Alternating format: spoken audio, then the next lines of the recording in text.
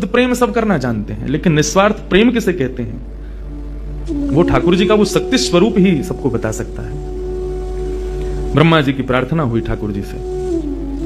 ठाकुर जी अपने वैकुंठ में विचरण कर रहे हैं, विचार कर रहे हैं कैसे करूं, नंद यशोदा के यहां भी जाना है, देव की वसुदेव के यहां भी पुत्र बनना है, पहले से ही 4 मम्मी पापा हैं हमारे, तो ये 2 मम्मी पापा और कैसे बनाऊं, 6 माता पिता। तब ठाकुर जी विचरण कर रहे थे, तभी एक खंभ में मणि, उस मणि में ठाकुर जी ने अपना प्रतिबिंब देखा।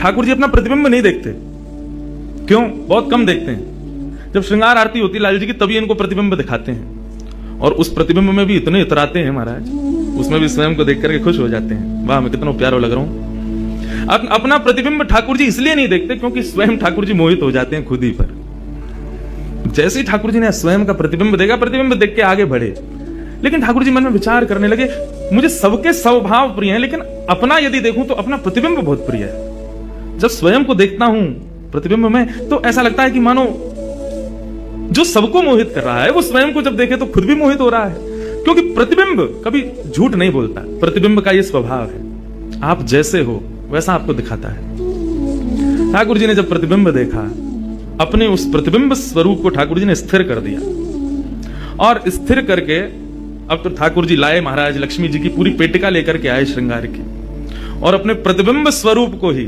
उन्होंने श्रृंगार करना प्रारंभ किया। किशोरी जी के श्रृंगार का इतना भाव बताते हैं, किशोरी जी की नथ बेसर ऐसी, किशोरी जी के कान के कुंडल ऐसे, किशोरी जी के पांव की महावर ऐसी, क्यों ना हो, क्योंकि श्याम सुंदर ने श्रृंगार किया है। किशोरी जी का जो स्वरूप है वो ठाकुर जी ने उसका श्रृंगार किया है।